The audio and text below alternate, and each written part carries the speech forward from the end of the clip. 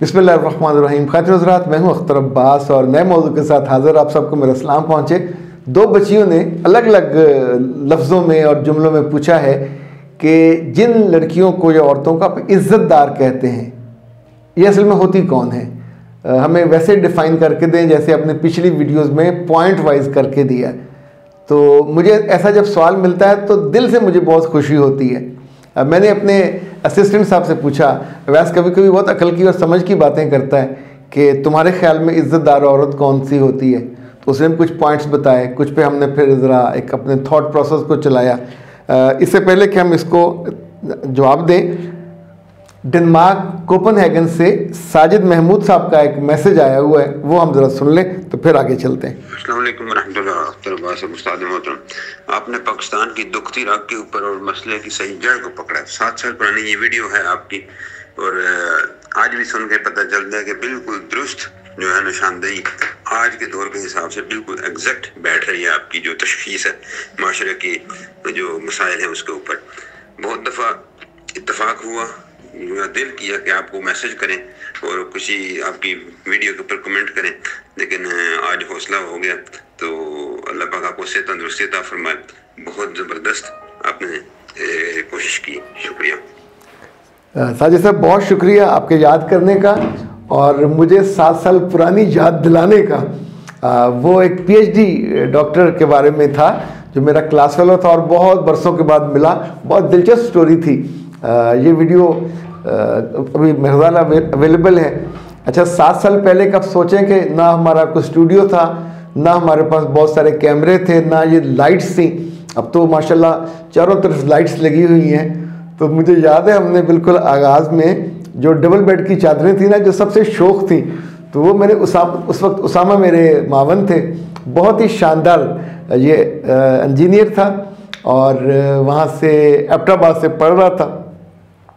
उसने ये मुझे तोहफ़ा दिया था यूट्यूब पे जाने का। पहले हमने मोबाइल से, फिर छोटा सा कैमरा लिया, उससे करना शुरू किया और ये उन दिनों की याद है। फिर हमने छोटा सा फ्लेक्स बनाया।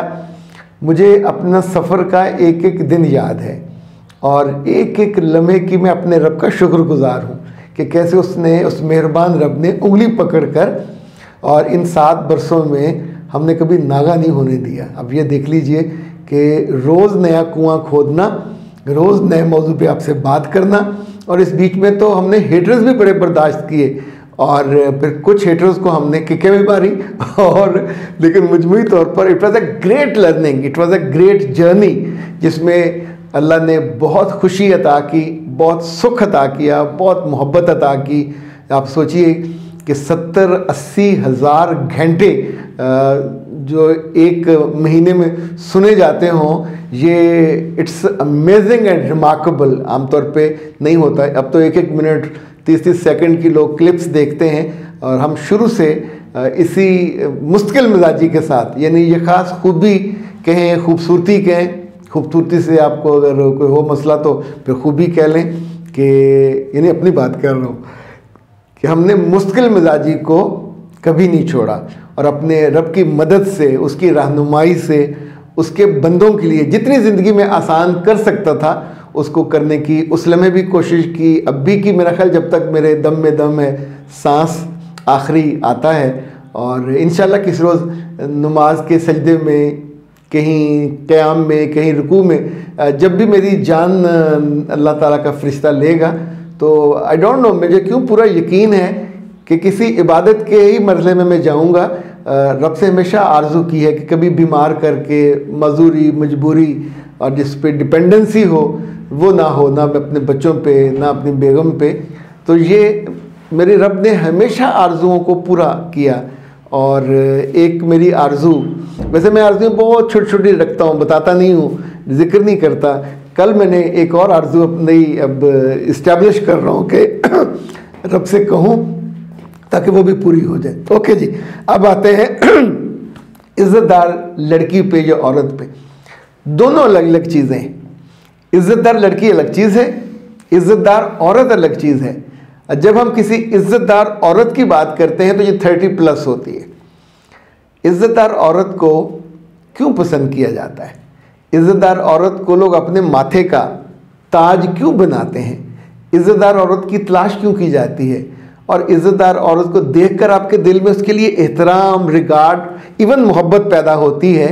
और ये वो एक ज़ात या एक यूँ समझे क्राइटेरिया है, एक पैरामीटर है कि जिसमें जाने की आरज़ू करनी चाहिए। अगर मैं कुछ असूल बनाना चाहूँ और आपसे शेयर करना चाहूँ तो उन पे बस मत कीजिएगा, उनमें कुछ चीज़ों को ऐड कीजिएगा और फिर इन चीज़ों को अपनी बेटी से, अपनी बेटियों से ज़रूर डिस्कस कीजिएगा। चाहे मेरा नाम लगाइए, चाहे मेरी जितनी बातें हैं आप अपने नाम लगा के अपनी बेटियों से और बेटों से कर लिया करें। उन पर रोब पड़ता है तो डाला करें कि ना उनके अब्बा जी बड़ी अच्छी अच्छी बातें करते हैं, करनी चाहिए ताकि वो आपसे जुड़े रहें। क्यों जुड़े रहें? आपसे जुड़ने के नतीजे में वो इज़्ज़तदार बेटे और बेटियां बनेंगे।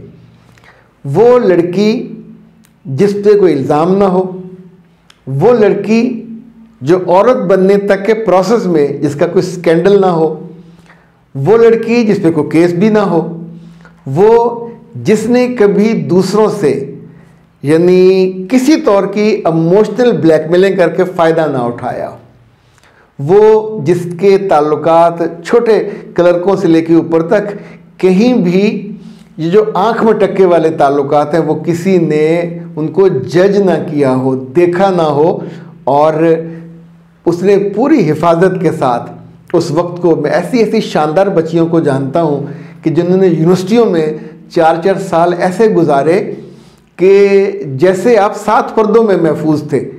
किसी लड़के से कभी ना बात की, ना कोई स्कैंडल बना, ना कोई उनका अफेयर बना। पर ऐसी बच्चियां भी बहुत सारी हमने अपनी आंखों से देखी, बुर्का पहन के आती थी, वहाँ आके ऐसे उतार के फेंकती थी, फिर उसके बाद खुले बालों को छोड़ के सारा दिन फिरती थी। और उनके बारे में वो जितनी मर्जी बड़ी गाड़ी से आती, चाहे वो यूनिवर्सिटी की बस से आती, उनके बारे में कभी किसी ने नहीं कहा था कि ये इज़्ज़तदार है। जो लड़कियां बार बार लड़के बदलती हैं यूनिवर्सिटी के ज़माने में, अफेयर और ताल्लुकात, इधर ब्रेकअप हुआ उधर नया आया, उनको भी कभी कोई इज़्ज़तदार नहीं गिनता। अच्छा, अब थोड़े से हम इसको और नैरो डाउन करते हैं। जिस लड़की का लिबास ऐसा हो कि उसका जिस्म उसमें से ना ढलके, ना महसूस हो, और जो दूसरों का फोकस उसके चेहरे की बजाय उसके जिस्म पे ना जाए, उसका सीना ढका हुआ हो, उसने अगर सर नंगा भी है तो उसने स्कार्फ ऐसा लिया हो, या अपने जिस्म को, यानी बहुत जो मोहताज बच्चियाँ हैं वो तो अपना सीने के साथ अपनी कमर को भी ढांपती हैं, क्योंकि बच्चियों को फ़ौरन अंदाज़ा हो जाता है पीछे कोई स्टेयर कर रहा है, और जिस्म में कोई आपका कोई स्टेप भी नज़र नहीं आनी चाहिए। ये जो एक शाइस्तगी, एक उम्दगी, एक रख रखाव वाली ज़िंदगी होती है कपड़ों के मामले में, ये इज़्ज़तदार बच्चियों को बहुत आइडेंटिफाई करती है। दूसरी, उनकी निगाहों में लोच ना हो, यानी आई कांटेक्ट करते हुए आपको अंदाज़ा हो जाता है कि ये अवेलेबल है, ये नहीं अवेलेबल है, और लड़के लोग, आदमी लोग ऐसे करके उसके बारे में कमेंट करते हैं। जैसे कुरान का हुक्म है कि तुम गैर मर्दों से बात करते हुए उसमें लोच ना हो, यानी इवन दरवाजे के पीछे से किसी गैर से बात करनी हो तो उसको लुभाए ना, उसमें वो जो एक ख़ास मोहब्बत वाली मिठास होती है, ये तरगीब वाली, इज़्ज़तदार औरत के यहाँ ये नहीं होगा।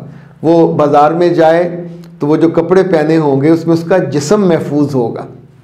बाहर जाते हुए तो कोई भी इज़्ज़तदार औरत अपना इवन चेहरा भी किसी को नहीं दिखानी चाहेगी। उनसे लेना क्या है, यानी जिनको आपका चेहरा देखना चाहिए, आपके लेवल के हों, आपके घर के हों, जिनसे ज़िंदगी आपकी आगे चलनी हो। तीसरी बात यह है कि इज़्ज़तदार औरतों को गैर मर्द से बात करने का सलीका ये बहुत ज़रूरी है। How to maintain the distance, और कैसे आई कांटेक्ट नहीं करना। जहां आपने आई कांटेक्ट किया ये एक अलग से ताल्लुक़ बनना शुरू हो जाता है। आप इवन गाड़ी पे जाते हुए सामने वो लड़कियां बाज़ बेख्याली में घूरने लग जाती हैं, आई कांटेक्ट उनसे होता है और वो मुड़ के देखती हैं, दिस इज़ नॉट गुड।